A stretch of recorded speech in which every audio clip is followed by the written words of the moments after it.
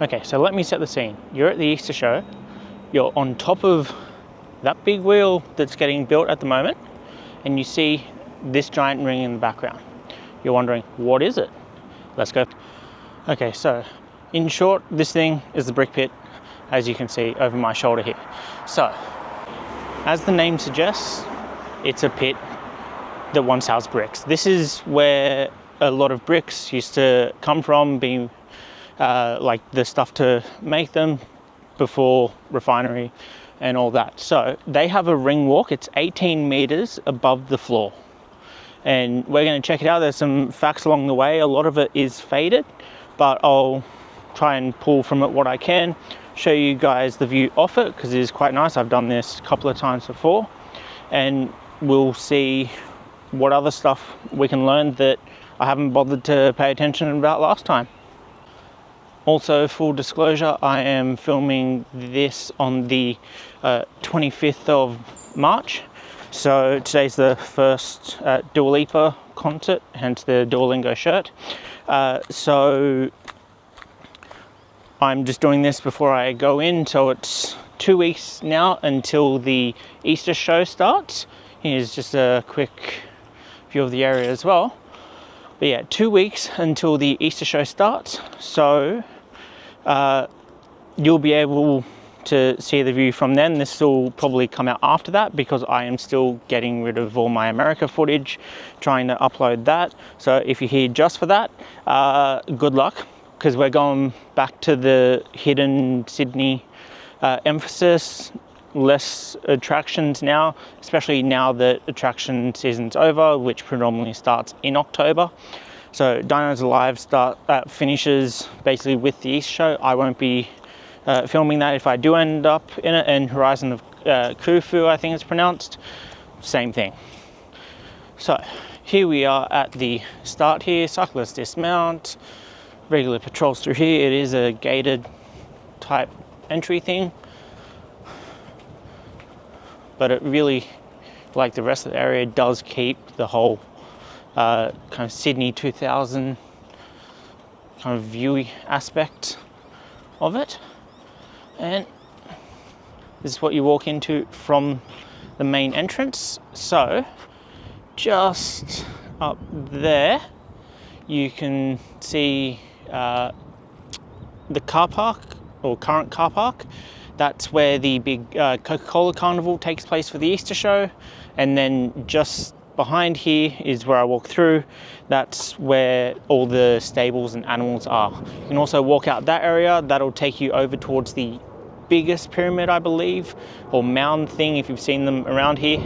The one that gives you a view right over to ANZ, or whatever they decide to call it now. So this place seems to have won the Lloyd Rees Award for Outstanding Urban Design in 2006. So you can see the banks and the cliff faces, which there are numerous warnings saying they're unstable. You can see them through some glass panels. There's also these meshy panels. And then where the roofs are, over there, there and there, and there are your educational points. Also good news, if you have trouble walking or just get really tired along the way, they do have some rest seats every so often. Here's a nice shot of the filthy water and the view up there. So there's another spot without glass down there that I'll show you, but you also get a good shot of the other half of the cliff face. And you can probably hear those faded speakers up there pumping out some bug noises. So this is what I mean by it's, you know, very run down and stuff. But there's a lot of stuff on primarily the frogs here, as opposed to like the birds and other stuff. So here you'll find, oh, they're like kind of see-through. That's cool. Yeah, so every adult frog has a unique skin pattern. So like zebras, they climb plants to sunbake. The adults are agile swimmers.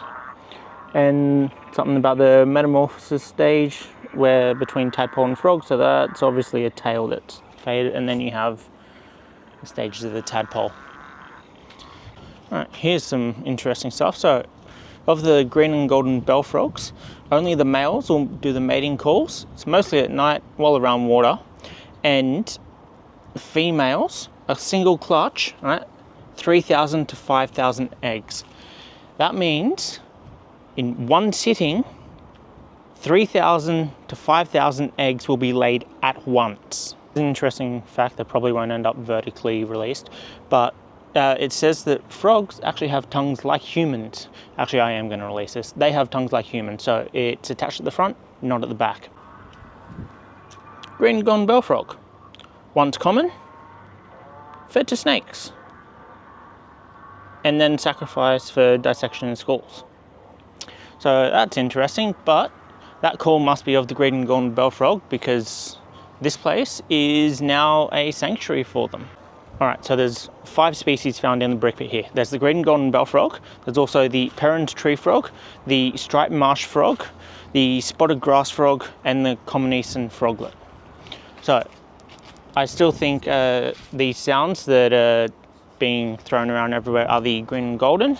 If Jordan watches this, or some other herp obsessed person, please tell me whether it is. Here's another one of these lookout things and some more frog calls. And the other seat. And that bridge just over there is where we came in, so we've barely even moved very far. Alright, so here we are at this other lookout area. This will give you a nice scope of how big this area is. And this is just looking out one side of the back. And it really puts into perspective how kind of small this ring walk is.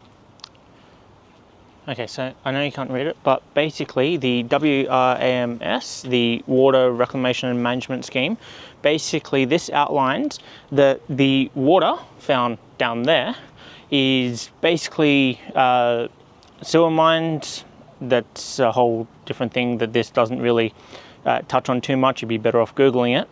But basically this will get fully recycled and then used for toilet flushing, watering gardens and stuff. So you'd probably see it used more so over the back here and in some of the homes found out at Newington Armoury. It's also a place that's been found for fossils. So animal footprint fossil was found on the lower sandstone floor of the Rams Reservoir, which is this thing behind me. 4-foot tail mark of a labyrinthodont amphibian, 4-legged salamander-like early tetrapod from Triassic period. Yeah, that's a lot of words. Here we go. This is the stuff you'll find over on the edges of those lower banks there. It is shale and sandstone. Now you can see all those rocks down there and then just below there. Now this is really zoomed in, so like my fingers for context, just in case it looks really small.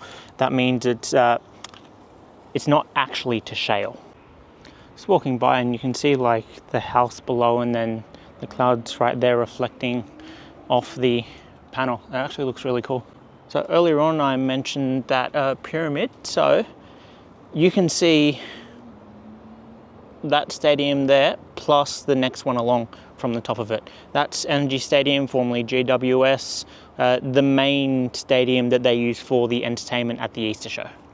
Not sure if you can hear over the ambient speaker that's just above, but some aspects of this place have been preserved by the Powerhouse Museum. So I'm gathering that's Ultimo, which is currently under works and should be open, I think, next year, and Parramatta will be later on this year off the top of my head. So the correct way to read these is from there up here, but I'm going this way, so you're kind of getting everything a little bit backwards. But basically this place, as a brick producing place, closed in 1980. Now once again, I know you can't read this very well or probably hear it, but basically during the Great Depression, so 1929, there were 450 people that worked here. By 1932, when it was basically in full swing, it was only 55 of them. At the end of the Depression in 1933, a massive 60% of the workers in the building industry were unemployed. The human cost of the Depression for the unemployed and homeless was immense. Here we go, in case you were wondering which year this started producing bricks. 1911, the State Brickworks opened, and then it went right through to the 1980s before it closed. Alright, so this is that other bridge. The one we came in through is over there. There's still one more education point over there, and that big pyramid is just in the corner over there, I believe. So if you can hear me over the plane going overhead, oh, big, missed it. So you can see everything from this end. So I can't see it behind the trees, but I'll zoom in where I can. So behind these two buildings here, that's where you'll find the Easter Show's big Ferris wheel, Channel 10 for the millennials, and then Carl and Jackie O's current whatever they do for the people younger than that. The rest of the Coke Carnival goes down to, I think, that phone pole there. And then you've got the Showbag Hall, that little bump roof thing there that I'm tapping. Then you've got a few more of the animal exhibits coming right down. Then you've got the big nighttime arena. In the back there as well, you've also got where they have the wood chopping. Can't keep up with what they've named that now too, because they also change it every year. Here we go, this one's about habitat loss and the animals found here, like the flying fox. Can't tell what type of crow, raven, magpie thing that's meant to be. You got a ringtail there and some questionable looking possums below that. The crimson rosella is also found here in the ironbark forest. Superb fairy wren. The blue tongue. Oh, so the main focus of revegetation and brickpit is the progressive removal of weeds and whatnot. So they're trying to bring this back to a more foresty thing for these aforementioned animals. That's the magpie.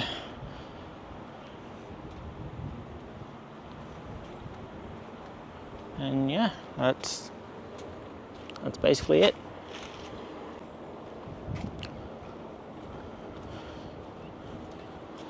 I hope this footage looks as good for you guys as it does on this small screen of my Osmo for me.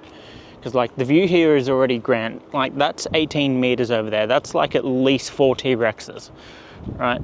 So that'll give you an idea of how far up we are.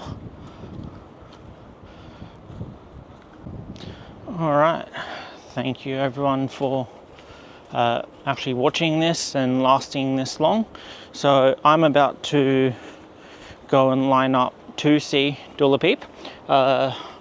It's 20 to 5. I think gates open at 6:30. I have a certain spot that I want to stand in. So I'm gonna walk back over, chuck my camera in my car. If I do get any good shots, I'll probably pop them in at the end of this one after my sign off, which I will do right now. So please like, subscribe, all the usual stuff. It does help. I'm now at 51 subscribers. I'd like to put a 0 on that at the minimum as soon as possible.